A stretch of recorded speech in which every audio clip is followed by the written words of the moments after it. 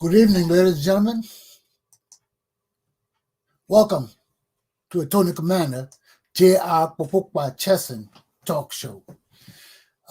This is the first evening show I'm doing, and most of my interviews with my guests will be on Saturdays, 7 o'clock. So make sure you tune in if you want to listen to people on my channel. And I intend to bring some interesting guests so we can talk about some serious issues in our community. So tonight with me, I have the president of the Providence branch Naacp, Jim VINCENT. We'll be discussing community issues. And if you all have questions, just put it up. It will show up on the screen, and Jim will be able to answer your questions. Okay? So let me bring Jim into the fold. Hey. Honorable Jim VINCENT, how are you? Good evening, Rodney. I'm doing fine. Right. Thank you for the opportunity. It's an honor and a privilege to be with you this evening. It is with me too, Jim. How you been doing? Great. I'm blessed. First, I want to say happy Black History Month. I'm trying to fix the screen so we can come on better. I want to say happy Black History Month. Yes, indeed. We have, I think, one more day. Yeah. Yeah. And you're the last man. You're the last man. Okay. Yeah. Okay, Jim. So let's get into our interview. Excuse me 1 minute. Okay, Jim. You know, Jimmy, everybody in Rhode Island almost know you. So you're the man. But for those of my viewers who don't know you, could you take a brief minute or two to tell the people who you are? Yes. Well, I think most people know me as the president of the NAACP Providence branch. I've been the president for 10 years. I've been a member of that branch for 17. Before that, I spent 9 years on the board of the directors of the Urban League of Rhode Island, and I served 2 terms as the president of the Rhode Island Urban League. But I'm originally from Boston. I've lived in Rhode Island for 30 years. My parents are from the Cape Verde Islands, West Africa. Went to local public schools and went off to college in New Hampshire and grad school in Pennsylvania. Went home for about 15 years and felt that, the racism and the tensions in Boston was too much for a young professional like me. So I ended up in East Providence, and I started working as the East Providence housing coordinator back in 1990. And shortly thereafter, I joined the Urban League board and got involved in civil rights issues and advocacy and those kinds of things starting in 1993. So it's been a continuation over the last 27 years here in Rhode Island. But I knew even when I was in college that I wanted to give back to the community. And that's why I majored in government. And that's why I went to grad school and received a master's in city planning, because I wanted to marry those things with the civil rights movement to create change. Now it's been 45 years. So I've been blessed, and I appreciate having an opportunity to talk about issues and actually to tell my story, to let people who don't really know me get to know me. Thank you, Jim. Jim, the NAACP is the foremost organization for taking care of the interests, the needs, and the welfare of Black and colored communities. What is the state of our communities? Well, the National Association for the Advancement of Colored People is the largest and oldest civil rights organization in America. We are 2,200 branches throughout America. We are 37 state conferences. We have over 500,000 members. So we are not all things for all people, because there's no one organization that can handle all the problems of the Black community. There's no one person, never has been. So we don't profess to be the answer, but we are part of the solution for sure. And the state of Rhode Island, I always like to talk about Rhode Island, is dire. I mean, we have some major problems here relative to other states. I mean, our education system in Providence, for example, is the worst in the country. We have a police immunity situation here that is about as strict as any state in the country. They call it the Policeman's Bill of Rights. Some people call it Leobor. it is almost impossible to discipline a police officer here in Rhode Island. I mean, you can, but it's easier in all the other 49 states. And then the judiciary is something that we have focused on. You know, at one point, there was only 2 black judges out of maybe 90 judges and magistrates. I mean, we're almost 30% of the population, people of color in Rhode Island, 30%. Only 2 judges out of 90? I'm not a bean counter or a math major, but I know that's way out of whack. So we've been really working with the Judicial Nominating Commission and the governor to diversify the courts. And right now, I think there are about 8 judges of color. Still not enough, but the NAACP has been working really hard to make sure that we have representation in the judiciary, which is important, because if we don't have confidence in our judges, then there's not going to be the kind of outcomes that we're going to agree to. So we work with that. We work with municipal police and state police to diversify their ranks, especially at the highest level. We keep on pushing because we realize how important that is to our people. I'm going to stop there because there's many issues. I just wanted to highlight a couple. Yes, I can go into the sub questions I have for you. So, what are the steps for police reform in the state that has been initiated by your organization?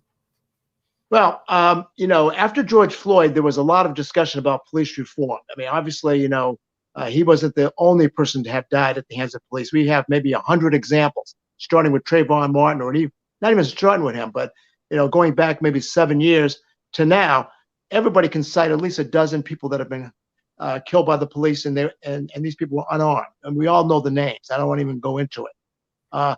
So the Senate, the Rhode Island Senate, thought that there should be a commission to take a look at police reform in the state. So Harold Metz, Senator Metz, former Senator Metz, was put in charge of chairing a task force to take a look at the Policeman's Bill of Rights here in Rhode Island. So I was nominated to be on that task force. So I went through it from start to finish, and we made recommendations to the Senate as far as reform. Now, it's a democratic process. There might have been 20 people on that commission. We all had different ideas of what reform looked like. I thought we should get rid of the Policeman's Bill of Rights in Leo Board. In 31 other states, they don't have a Leo Board, only in 19 states. However, I got outvoted, and the recommendations were to, and it's basically 2 major parts of Leo Board. The recommendation was to make police, or give police chiefs the ability to suspend police officers for more than 2 days unpaid. Right now, all an officer can do without triggering a tribunal of Leo Board is give a 2-day unpaid suspension.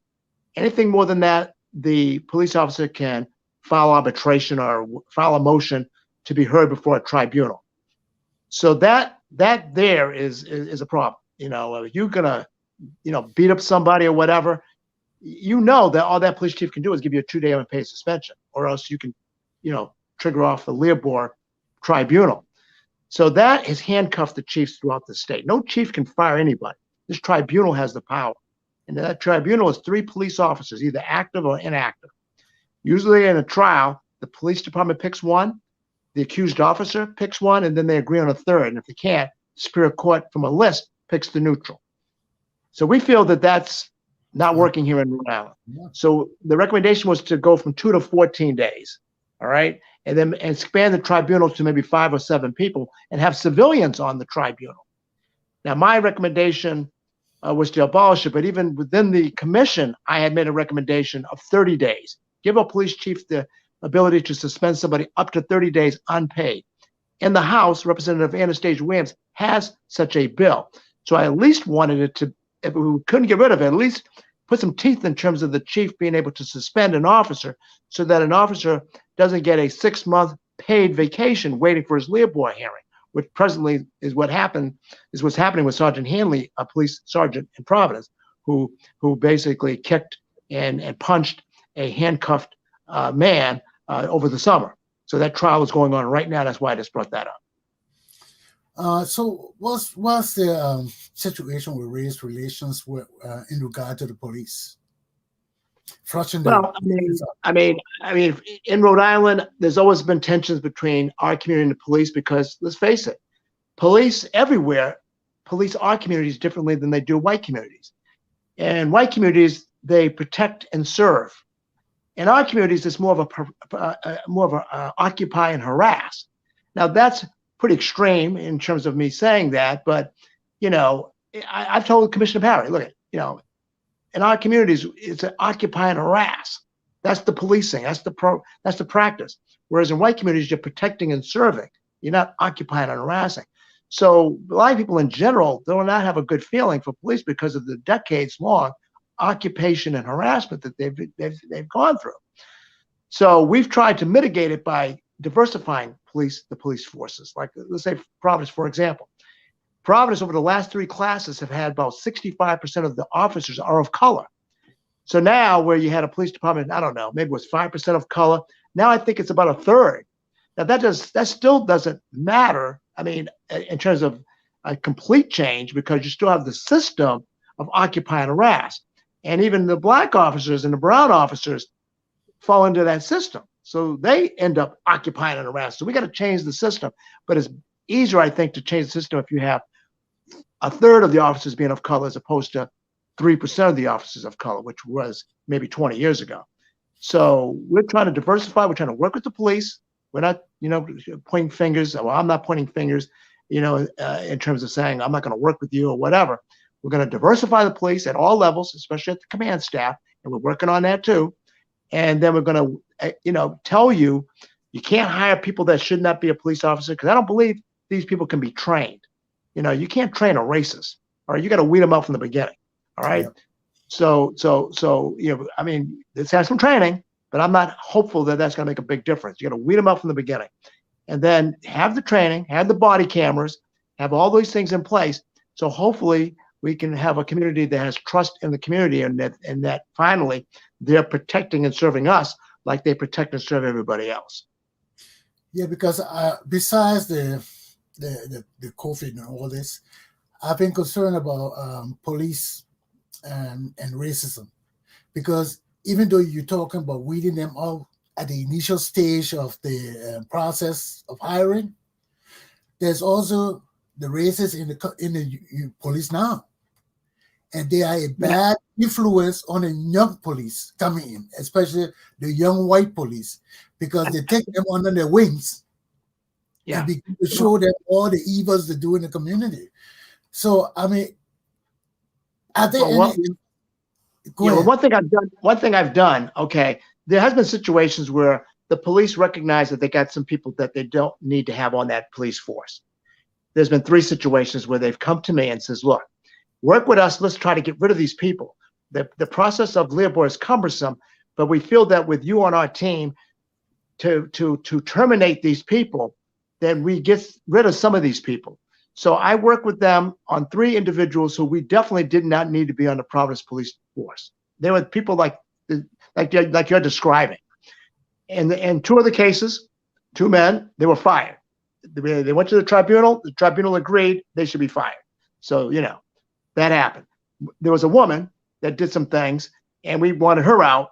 So pretty much she was threatened that I was going to go to the media.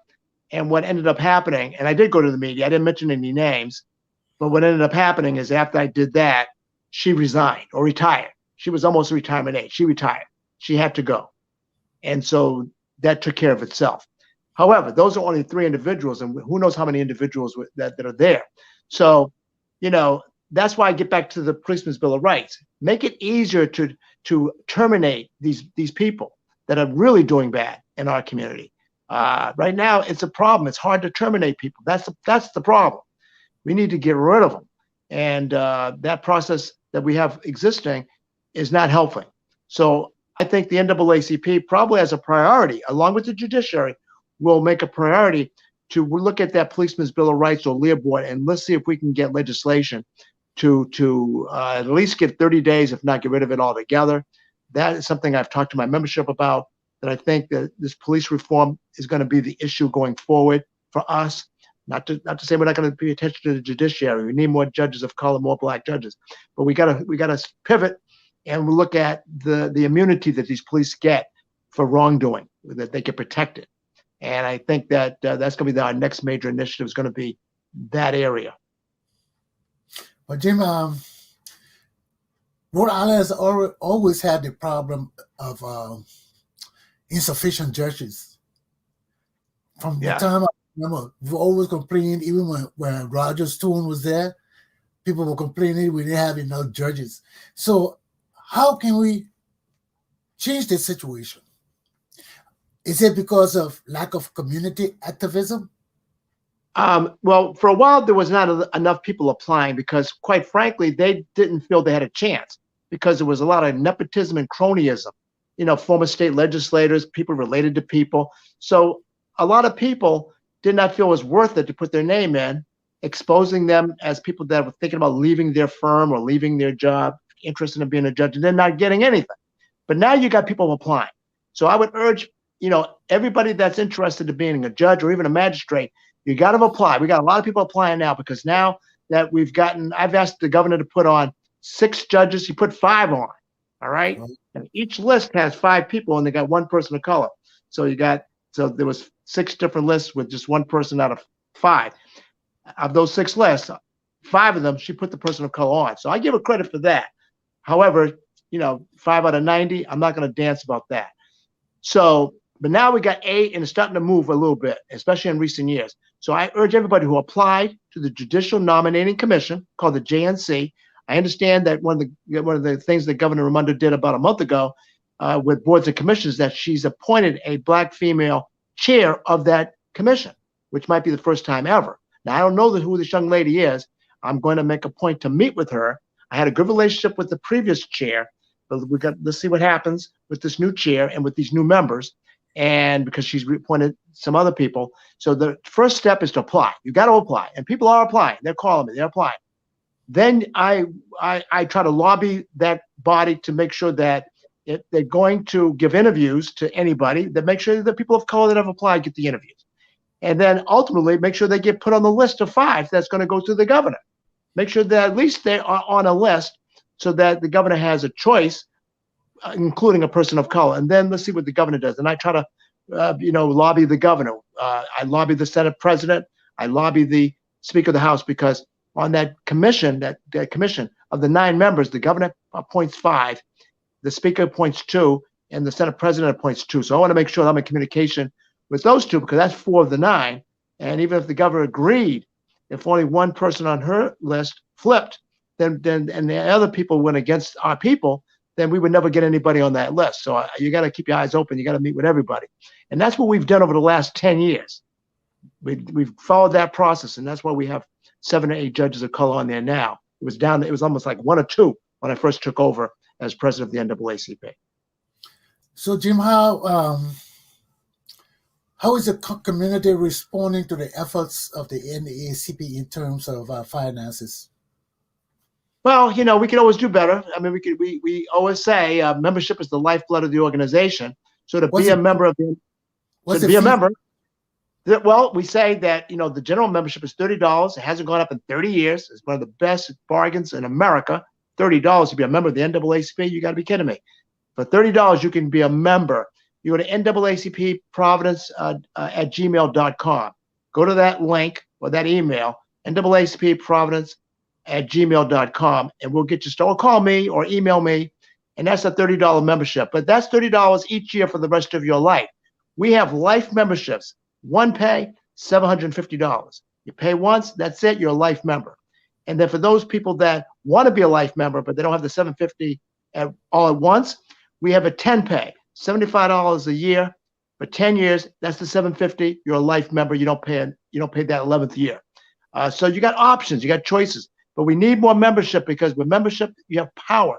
The reason why the AARP and NRA are so powerful, the main reason is they got a huge membership. Okay, when you got huge membership, people listen more. So that's why membership is important. Even a $30 membership, it's important. We have over 500,000 members, and that's amazing. 500,000 members in a Black organization is amazing today. But we want to expand on that, and we also are open to donations.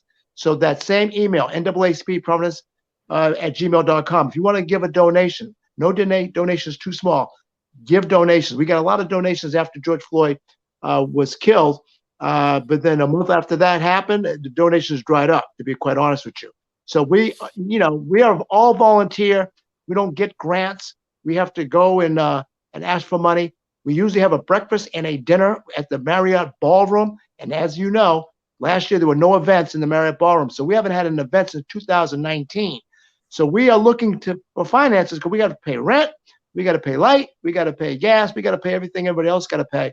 Our office now is at the John Hope Settlement House, and that is something that we felt was important, but we got to pay them so they can keep their lights on, keep their gas on. And I think everybody would agree the importance of the John Hope Settlement House. So yes, be a member, give donations. It's going to a good cause. We're fighting as we're volunteers. I don't get paid anything, and neither does anybody on my executive committee. We're all working as volunteers. That's very important because some people think I make $200,000 a year as the president of the NAACP. It's coming, Jim. It's coming. Yeah, it's not right. It's in the mail. I make that. It's in the mail.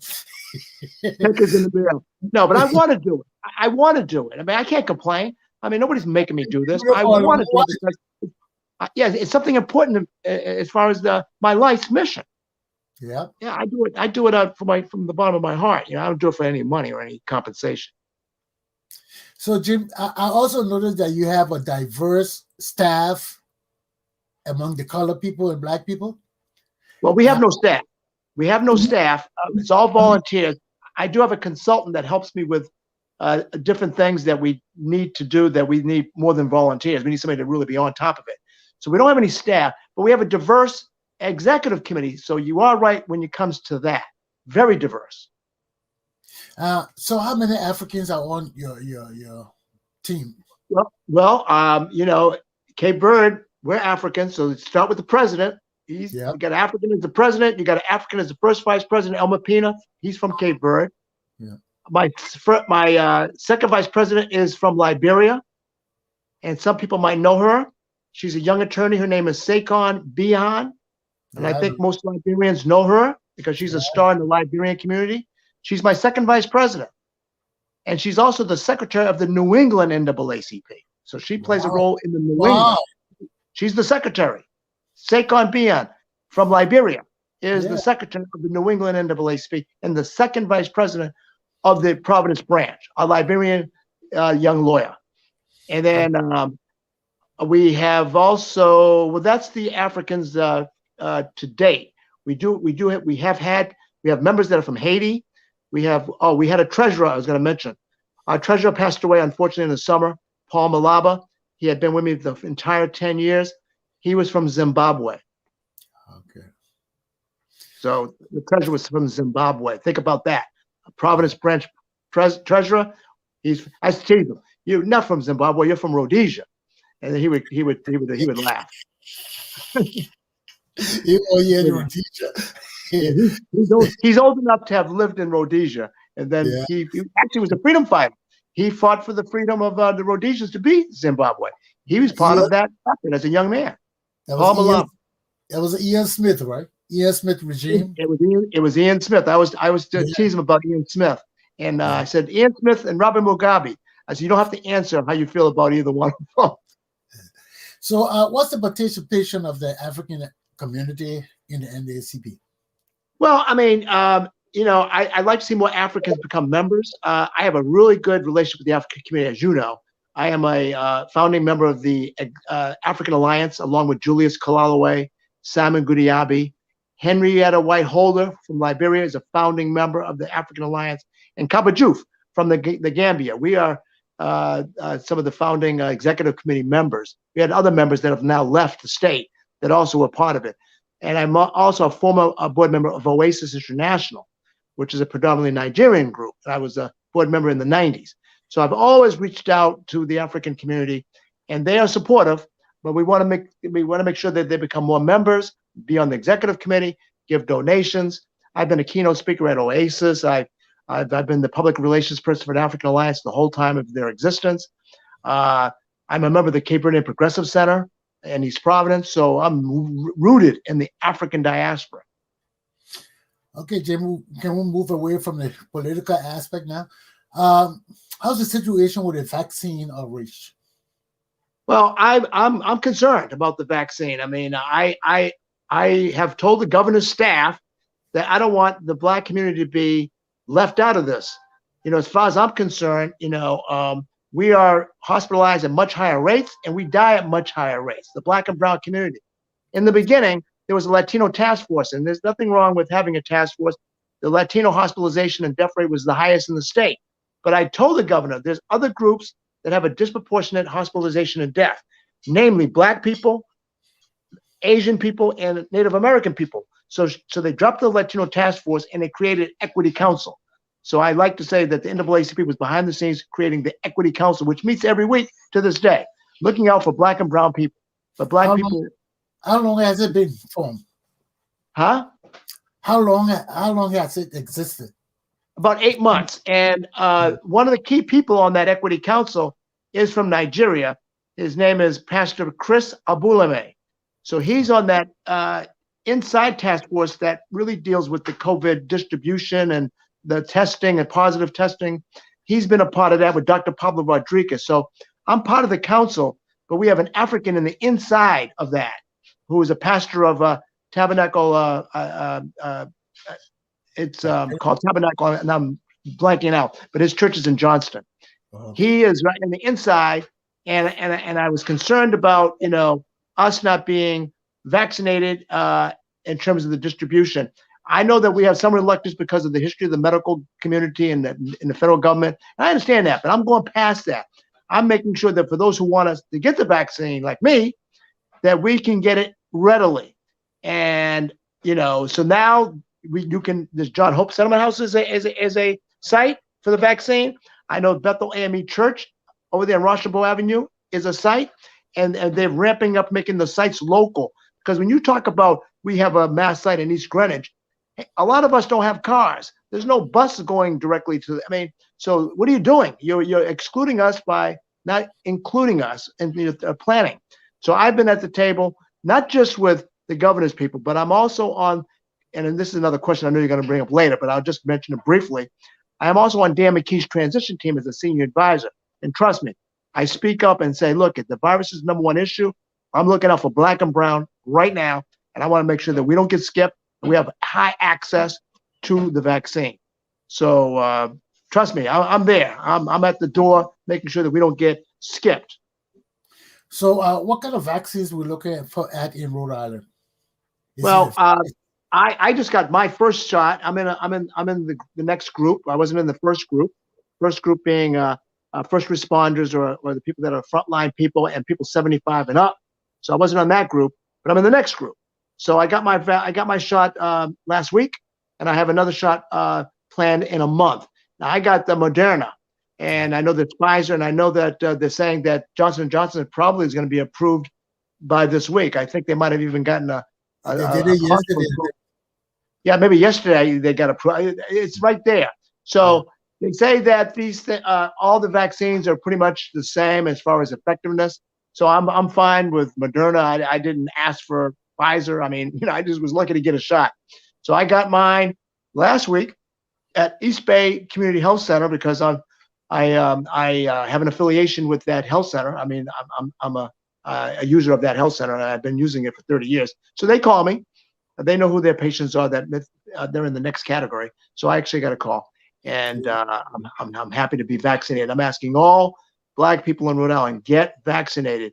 This is something that we need to do to protect ourselves and our families. So what initiatives is the NAACP doing to encourage these people to come out? Because, Jim, it's easy to say come out. Our people don't even come to meetings. Everybody doing their own thing. So, how can we get these people out? Because I put a notice out one time. I spoke. No. I've been very active on social media, namely Facebook, as well as emails to people on a consistent basis. But I'm only one person. We're only one organization. Yeah. I'm on the Mayor Laws's Black Ambassadors group. So, I've talked with the mayor independent of the group about what he could do to make things better for Black and brown people in Providence. So I have talked to different groups and different people that have a way of getting the word out. And, I'm part of the Equity Council. I'm part of the senior advisors. I'm part of the mayors of Black. So I'm part of networks of people. So I've urged them to call on NAACP if they need help in terms of getting the word out. As you know, I have a TV show. Of course, that show now is closed. because of the pandemic. It's a cable access, so those doors are closed. But I've been able to, through social media, speak on it. And I'm also on news media, the TV, the Providence Journal, the WPRO radio. I'm constantly being asked for interviews, so I always make sure I get out the fact that Black people should get vaccinated. So I use my influence out there with being chosen to speak a lot to the public to get certain messages out. And certainly this is an important message that I make sure I get out when I get an opportunity. I wish if we can help in any way, you can reach out to me. I'll help promote the fasting program. What about the homeless and people who pay rent? Well, you might be conflating things here. There's a legislation that we are backing called source of income discrimination. And we are backing that with a lot of other groups, not just us.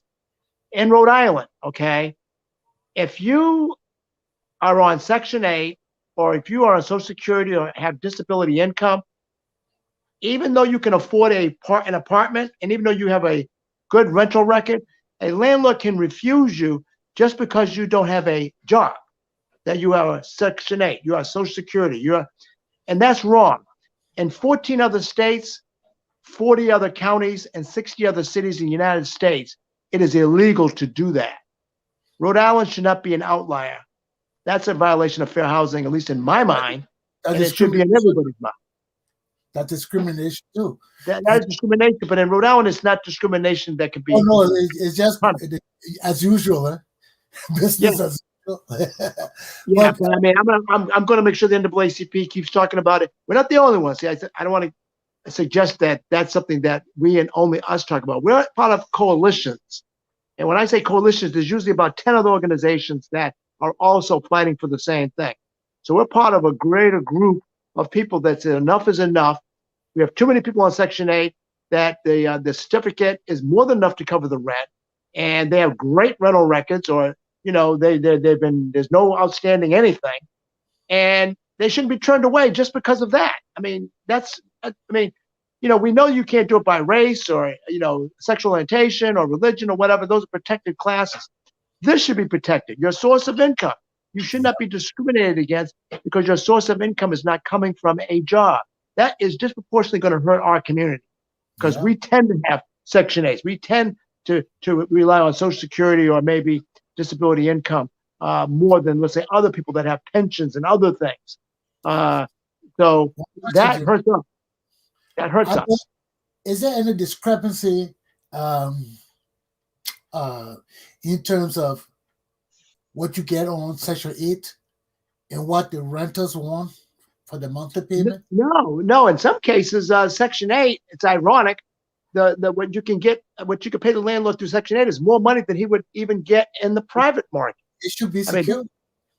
There used to be a situation. I'm not quite sure how the rents are now with Section 8, but there was a time where landlords, for a brief time wanted Section 8 because Section 8 would pay, let's say, $1,000 rent for a 2-bedroom, where that guy knew he couldn't even get $900 if he tried to rent it to the private market. So he would want a Section 8 because Section 8 was paying more than the marketplace was paying. So for a brief period, Section 8 was good because it was paying more than even the market would pay.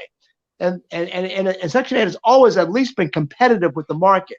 It's not that I need 700 and your Section 8 is only 600, you're 100. No, Section 8 has always been competitive with the market as far as I know. And I was in housing for 14 years working at Rhode Island Housing, so I kind of know a little bit about this. It's not a matter of not being what the landlord needs as far as rent. And it's not out of the rental record. That's what's bad about it. We don't even get to that point. The fact that he has a Section 8 certificate, they're being denied, period. We never even ask, does this certificate be enough to pay the rent? Do you have a good rental record? So that's not even asked. Was this done during the moratorium period? No, there's no moratorium, as far as I know. No, what we're saying is that we want to stop landlords from discriminating directly with people, families, that have a Section 8 certificate or even Social Security. Can you believe even Social Security? And that's not politically popular. The fact that a landlord is going to turn somebody down because they're on Social Security. Now, Social Security is as American as apple pie. So you start getting that word out there that the only reason why that person got turned down is because he's on Social Security. That Social Security that he has is enough to pay for the rent, and he has a good rental record. I don't think people, they know that side of the story. People want to demonize Section 8 people, but also if you're on disability income or Social Security, they can deny you too. And I want to make sure that people know that part of it to really shame these landlords in their despicable discriminatory practices here in Rhode Island. And that's my last word on that. Okay, Jim. Joe Buck always talking about low-cost housing, and that was one of his big beefs with the system. What's the move on that? Well, low-cost housing. You see, the problem with subsidized housing, low-cost housing, housing in general that is subsidized, or the federal government for the last 40 years has walked away from housing programs. Ever since I think Ronald Reagan became president, they've been walking away from it. Back in the 60s and the 70s, there was a big production of family housing, elderly housing, Section 8 certificates. Over the last 40 years, they've cut back tremendously. So now cities and towns have to be creative to produce affordable housing or low-cost housing.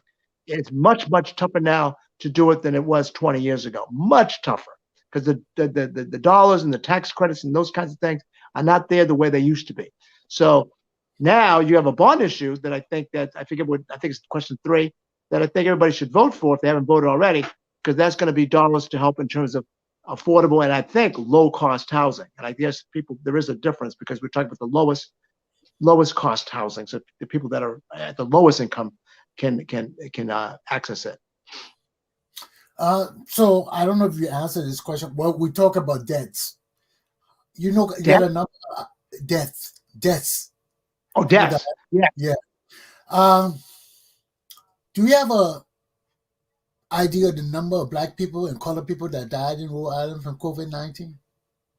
We do. I don't. The last time I saw a presentation, the issue was that 30 to 40% of people are not identifying what they are on some of these surveys in terms of, hospitalizations and positive and maybe even deaths too. So they have information for maybe 60 to 70% of the people that report. So I probably could get that for you. I don't have any numbers at the fingertips, but I could give it to you with the caveat being, we're talking about this is the 2/3 of people that reported who they were. Yeah. There's another third that didn't want to say who they was. So I want to make sure we're accurate with these numbers. But we're disproportionately in hospitals and we're dying more than the majority population. That I do know. So sad. So what were and are initiatives of the Naacp? Well, I just mentioned a few. We're on top of the judiciary. We're on top of this police reform through Leo Bohr and the Policeman's Bill of Rights. We're always involved in voting issues. I'm part of a coalition that is chaired by Common Cause to make sure that we have more democracy. That coalition is why you have early voting and that you have automatic voter registration that the Secretary of State was pushing as well. And that's why you have the kind of reforms you saw in the last year, because we have people pushing to make sure there's more democracy as opposed to less democracy. So the NAACP is part of that coalition of groups like the League of Women Voters, ACLU, and a number of other groups. We're trying to diversify municipal police, but also the ACI, in terms of the guards and the higher ups. So we work with all the municipalities, we work with the state police to diversify. A lot of the stuff is behind the scenes. Some of it's public, but we're doing that on a constant basis. One of the biggest part of our job, though, we get calls every day from people that feel they've been discriminated in employment and in housing. So we don't publicize those names. They don't want to be, on the radar. We try to give them the number of the Human Rights Commission so they can file a lawsuit there. We try to see if we can get a low cost or a pro bono lawyer to work with them if need be. I try to get involved by maybe meeting with the department head to say, look, this person has been wrong. If you don't want bad publicity, let's straighten this out behind these closed doors, and then and never do that again, because I will put you on the front page of the paper or on the 6 o'clock news if you're going to continue to act in a very bad way. I had to do that in the past with even whole towns. I had to put the town of Johnston on the front page of the Journal because they tried to keep a black church out of Johnston. That was Pastor Chris Abulame's church. Yeah, is that the pastor who doing the Ebola thing? The Ebola ad? No, I think it was worse than that. They just didn't want a black church in Johnston, period. It was just black. It could have been anybody. And we said, you can't do that, and we're not going to listen to that. I mean, there's voting. I mean, there's zoning, there's building permits, there's certain things you got to have to do anything. But as far as him, zoning wasn't an issue. Building permits was not going to be an issue. So when you take those things away, what's the issue other than his race? And that's wrong. So we, work with the pastor. We work with the town. We work with other people. And 6 months after he originally filed that complaint with us, we were at the ribbon cutting the ribbon for the new church in Johnston, the new black tabernacle under Chris Abulame from Nigeria. Yeah. New church. The mayor was kissing me on the cheek. We're all friends now, And if I have to name a couple of things in 10 years that made me feel really good, it was that, and also the swearing in of the first black Supreme Court judge, Melissa Long. Being out there watching her swearing in was huge because NAACP fought tooth and nail to get her there. And she knows it. The governor knows it. Everybody knows the effort of the NAACP to make that happen, the first black Supreme Court justice. That is something we can take a little more credit than we normally would because we work with coalitions normally. So, Jim, what were the initiatives of the NAACP during this COVID-19 period? Well, I mean, we had a mask giveaway in the beginning at Higher Ground. Henrietta Whiteholder, who's from Liberia, at her place. That we chose that intentionally to do it there. We also did it at John Hope as well, because that's where our office is, in the middle of the community, South Providence. We've constantly done things on social media.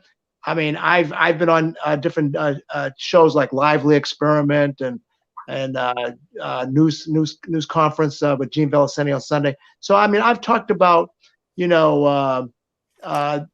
having the community be more aware of testing in the beginning. You got to get tested and please get tested as much as possible, and just doing those kind of public relations things. But we did have mass giveaways at 2 sites early on because we felt that we needed to be a little bit more out there than just talking on Facebook or talking to the news. When you said mass giveaway, what are you talking about? Well, at first the mask, people did not know where to get the mask. Okay. The mask, okay. and people were charging a lot of money for the mask. If you remember back in April, it was hard to get, and then if you could get one, you got to pay like $8. I mean, it was like in April, people were like, "How do I get one?" And now they want to charge me. So we gave out free masks at High Ground, Henrietta Whiteholder, and also at John Hope, whose director is Branford Davis, just to give him a little credit, Branford Davis. So we did that in April when it was new and people did not know about masks helping mitigate the situation. We jumped right on that. We knew we had to do something for our community so that that ended up being what we thought is something we could do tangible. You see, that's why our community members need to get involved with the NAACP and become members. For you who got money, what is $75 for a life membership? So these are the things we need to talk about because we can't do anything with our money, and we can't. That's right. Well, yeah, we're volunteers. We have to set out if we have to do a mailing, we have to get paper, we have to get stamps, we have to pay for that. We got to pay for rent at John Hope. We have to pay for. I mean, we have a consultant that's doing certain things that will advance legislation and other things. We got to pay that consultant. There's not everything can be done just with volunteers at the level that we want in terms of the NAACP. So we can't afford a full-time staff person, but we hire a consultant. We use them whenever we need them, and but that's money. Where are we going to get the money? Other than memberships and donations, it just doesn't come to us. Nobody's giving us a grant of any type. We might get $1 grant a year. I think I shouldn't say nobody. I think we get like $1 grant a year, and then that's usually enough to maybe cover one aspect of our operations. But certainly, we always are fundraising because we are the oldest and largest civil rights organization in America. The Providence branch started in 1913. And if we were not in Providence, believe me, you would notice it the next day. There's a lot of things we're doing behind the scenes. That's the nature of our work. We're not all things for all people. We do what we can do. We try to be a part of the solution. We're a piece in the puzzle. So we work complementary with people. Other people are better at other things. We support them. And then things that we're good at, we ask people to support us. But it's the beloved community. It's us coming together, everybody working together in the same direction. And that's what we believe in. We don't believe in divisiveness and, this one versus that one. We don't believe in that. That's what the enemy wants you to do. So we don't believe in falling into the trap. So, Jim, why do you have only one grant? Well, we don't have anybody to write the grant. I mean, we do have some volunteers that do have some expertise, and then they find some time, because all our volunteers work full-time jobs. So, in some cases, there's some grants that are more ready for us to get. I mean, we even get told that, hey, look, you guys should apply for this. So in that case, we find people that can help us write that grant. But in order to really have a grant program, we would probably have to hire that consultant full-time and have them bird dog grants and then submit grants on a regular basis. Because as you know, not every proposal gets funded, and we still got to pay the person. So, and we've talked about it. We've also talked about having a campaign to get life members, $750 for a life membership. Maybe we should have a campaign on that so that we can raise some money that way too. So, it's a work in progress. Well, you got this platform. You're welcome here anytime. I think we should set it up. I appreciate it. I think we should set it up where we do an interview every 3 months. Sure. To bring the community up to par, what's happening in the community, and how we can encourage more people to fund the NAACP, because that's one of the major things we need. And even if we get grants, you still we can get them. You still need membership. I'm open to the grants. I'm open to that. It's just that you got to actually have somebody that you don't pay up to this point to do it, and then that grant basically is with the organization. It's not like a personal grant for that person. So it takes a lot of commitment from people that are willing to do stuff for the overall community for free. Not everybody has to get paid to do something for our people. If you love your people, then you should be willing to volunteer and do stuff for free for your people. So we're looking for volunteers that want to go that one step further to help their people and are not going to complain about it. That's what we're looking for, okay? People that believe in the community and believe in working with our community. We probably got people listening to you that would write grants for free and do it as their contribution to the NAACP, to our community. And we would love that. That's perfect. I wish I could pay the person. And in some cases, we are paying the consultant to try to look at grants, because we're at that point now that we got to stretch it. So we got to pay that person to bird dog more dollars. So, but we got to have the initial money to pay her. And then, of course, when she's successful, she pays for herself with the money that we get. Well, Jimmy, have you retired yet? Huh? Have you retired? Oh, no. I still work at RHODE. I'm the outreach coordinator, outreach officer for RHODE. No, I'm too young to retire. That. But Jim, because you work, you need somebody to do the running around for you sometimes. You can't I got friends. I got friends that help me out, in terms of certain parts of my personal life. No, I have friends that I can rely on, so I'm good that way. And I have some great volunteers on my executive committee, and they give from the heart, because I don't pay them, and they work. Especially my secretary, Nicole Tingle. She's working almost like a full-time job with me. I don't pay her. That's what I'm talking about, Jim. Because you run around, somebody has to be with the NAACP that will be in the office 8 hours a day, and that person has to be paid a decent salary, because they will be an administrative office. Well, if your viewers can donate money, give us contributions, and become members, if we get enough, then we can hire somebody. Yeah, but that's what I'm talking about. People got to put the money where their mouths are, because if we had somebody sitting in the NAACP office 8 Yeah. hours a day as a regular job, Yeah. you can get call the office and say, set up this for me, set up that for me. And I would love it. I would love that. I would love that. But I got to pay that person on a weekly basis. And I might have to give them benefits, health benefits. I got to make sure that that person is paid an adequate salary with benefits like anywhere else that person could work. Okay. So I got to take care of that person. And that means that's through the good times and the bad times. I mean, that person's got to get paid 52 weeks a year, no matter what our fundraising looks like. They have a certain salary that has to, payroll got to be met. And I can't be saying, well, fundraising is weak. I can't pay you this week. I can't do that. I got to pay them every week. Yeah, that's why we're going to raise enough money for that. And but Jim, do you have a payment scale for people who want, like we're talking about the person working? Oh no, we haven't even thought about it because we just know that we would have to raise maybe double the amount of money that we're raising now to kind of really make that work. So we haven't even thought of it in a very real way. And we have a phone in the office that the messages go voice to email to my legal redress chairperson and myself.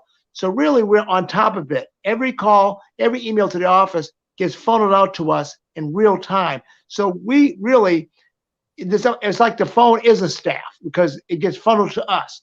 You don't have to go by the John Hope. Matter of fact, they have COVID limitations as well. You want to call us. You don't want to go in person.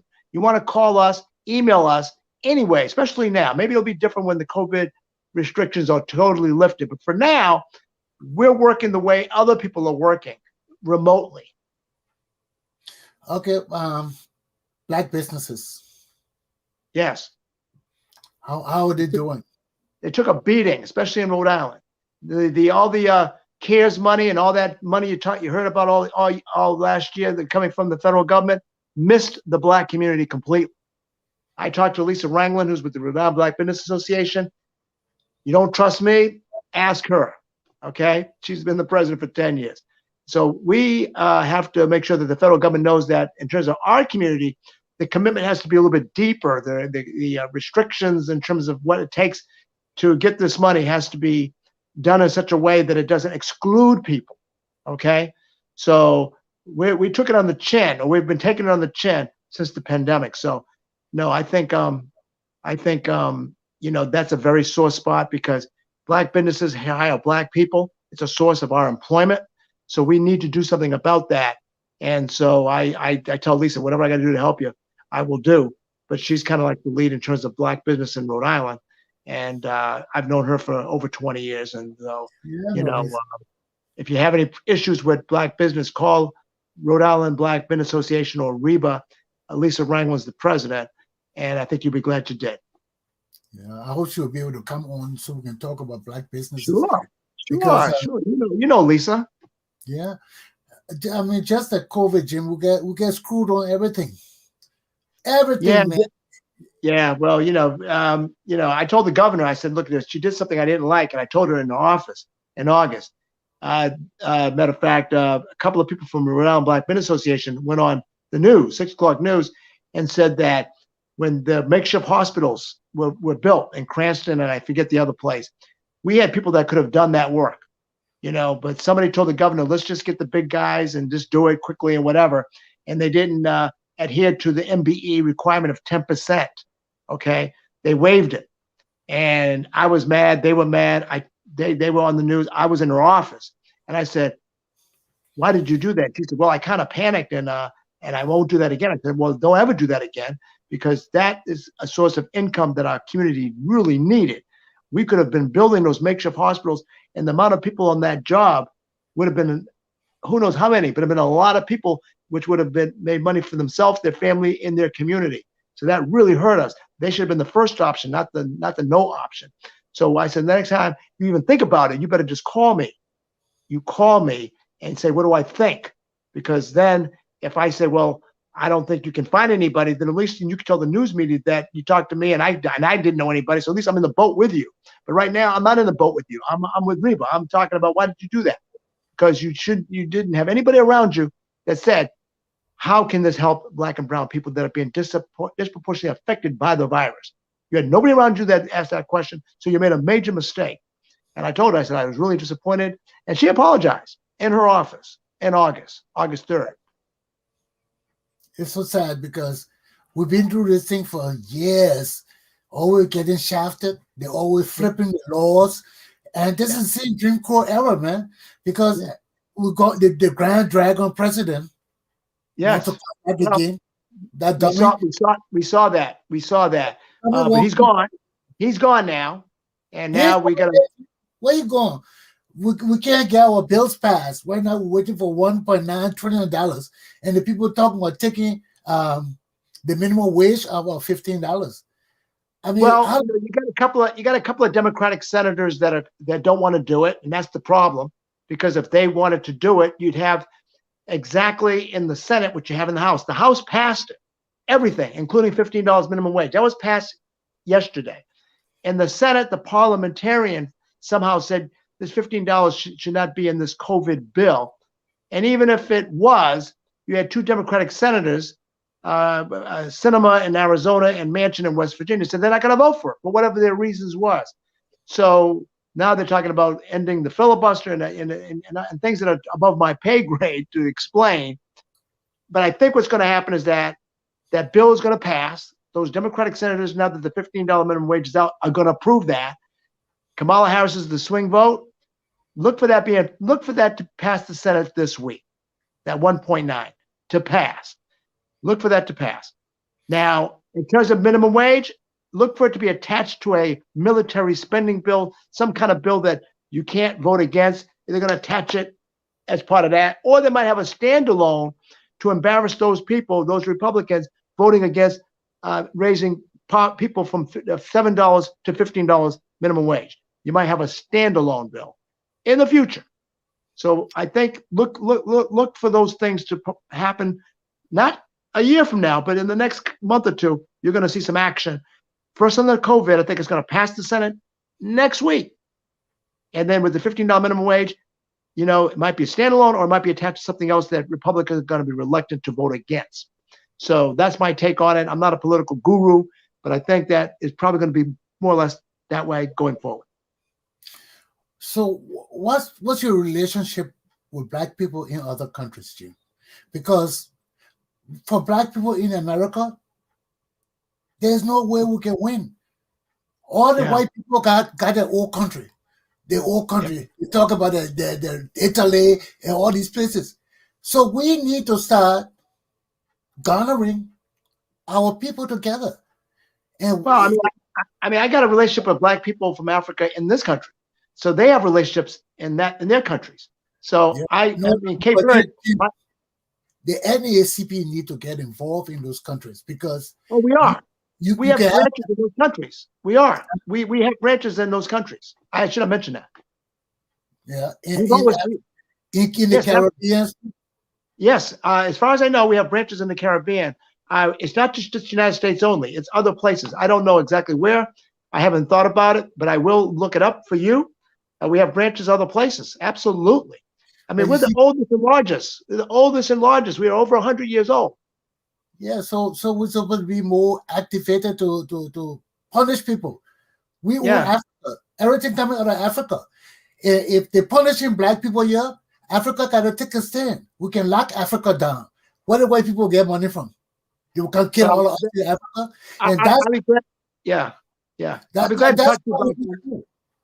if we can lock Africa down, lock the Caribbean down, we'll get our wishes in the world. But we keep on playing this background about enslavement up to this racist and evil people. We got to take our own initiative and let these people know that Africans are men. And you screw us. I'll be glad to be a part of a broader discussion. As I mentioned, I'm a founding member of the African Alliance of Rhode Island. That's something I do as well. I meet regularly with that organization. We started in 2003.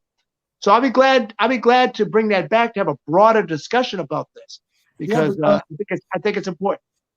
If I ever go back to my country, I plan on us getting the African Union to have a place there for African Americans. That'd be great. Hey, did you hear Stevie Wonder is moving to Ghana? Yeah, that's fantastic. That's a good country to be. Yes. But Liberia is for African Americans. We founded it, we built it. Yeah. It is ours. And we go through the same problem here because they feel black people should get so much and no more. And that got to cease and desist.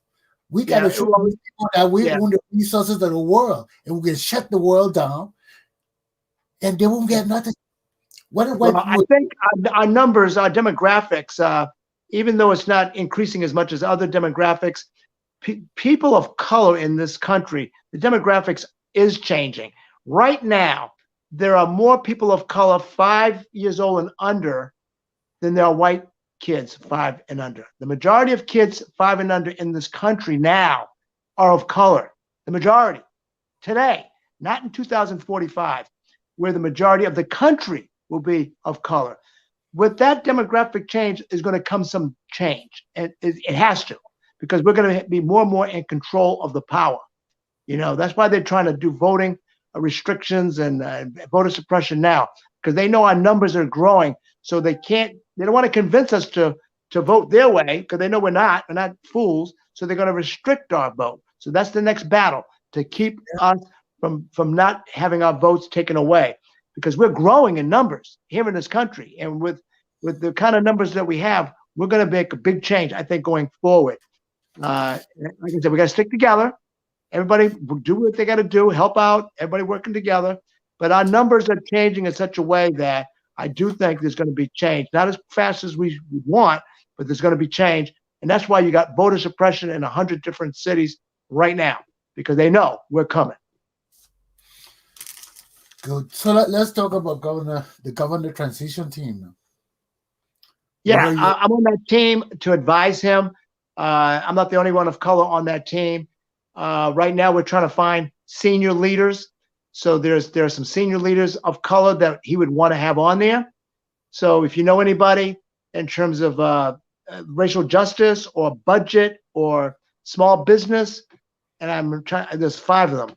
I can't remember the other 2, but I can always get back to you. There's like 5 areas. I'm looking for senior leaders.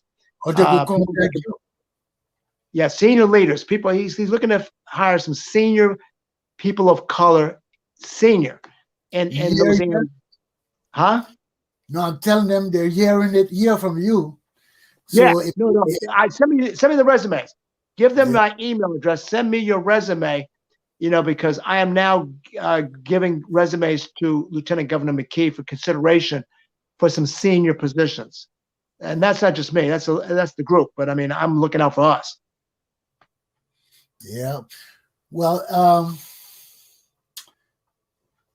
I hope people respond to this in the first place, because if they don't, that'd be sad, because I think this is an opportunity. People know me. I know him. Let's do it.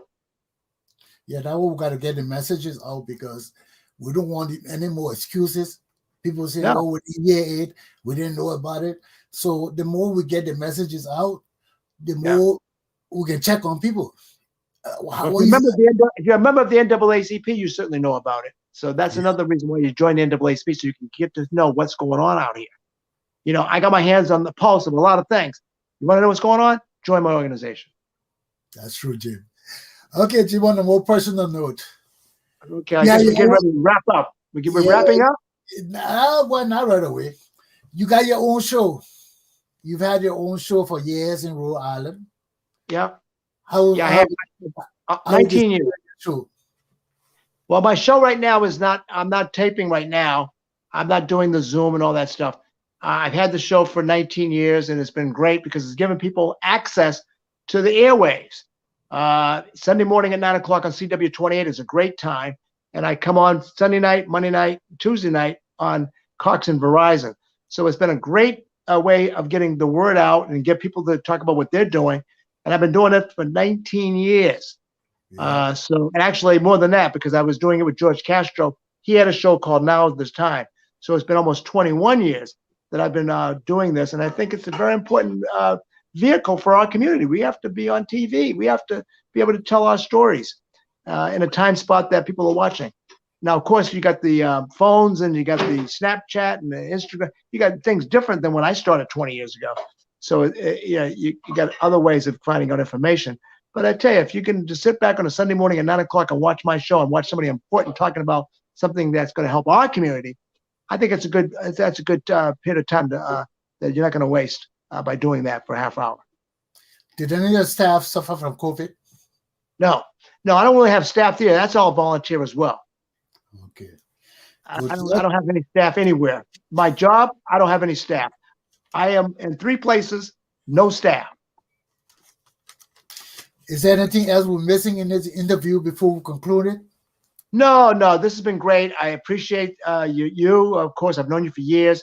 I appreciate your audience. Please join the NAACP, NAACP Providence at gmail.com. We want you to join, even at $30 if you don't want to be a life member. Also, donations and contributions are needed and are desired, because if we're going to have, as Rodney, as you said, a staff person, we got to pay that person a good wage and make sure we pay them consistently. I will look I thank your audience. I thank your audience for listening to me for an hour. Yeah, I was thinking about something like 40,000, 50,000, because that person got to get insurance and all of that you're talking about. So we bring the donations in, and we'll pay that person, and we'll say that Rodney Chesson was a big part of why we now have a staff person. No, we'll make sure people know, Rodney.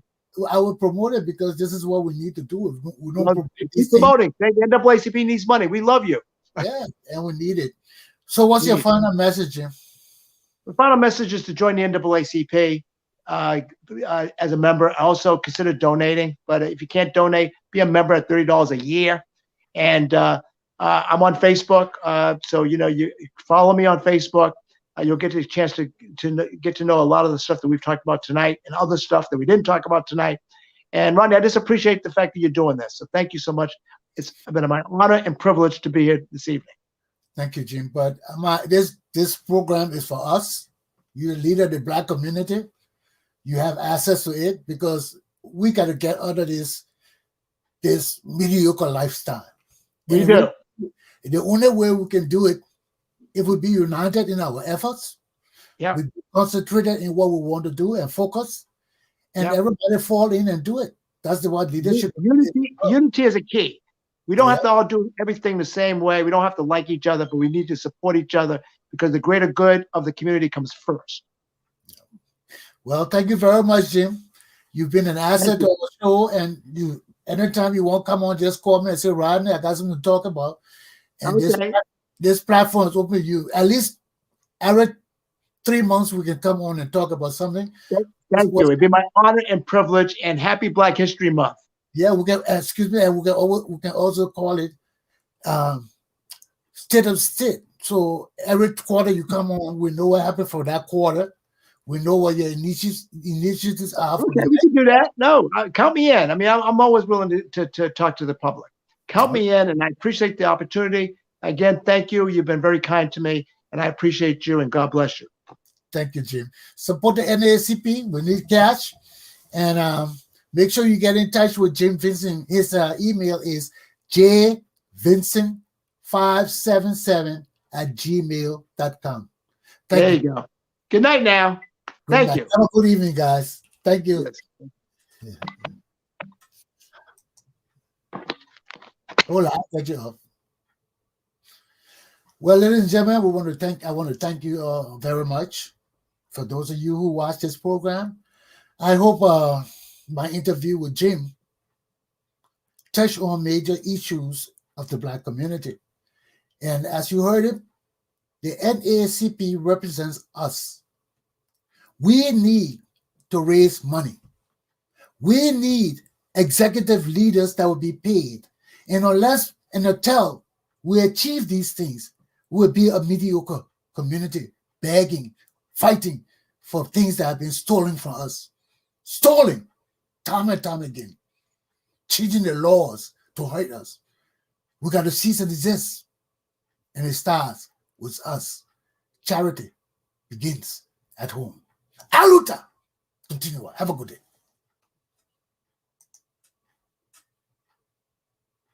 That's right.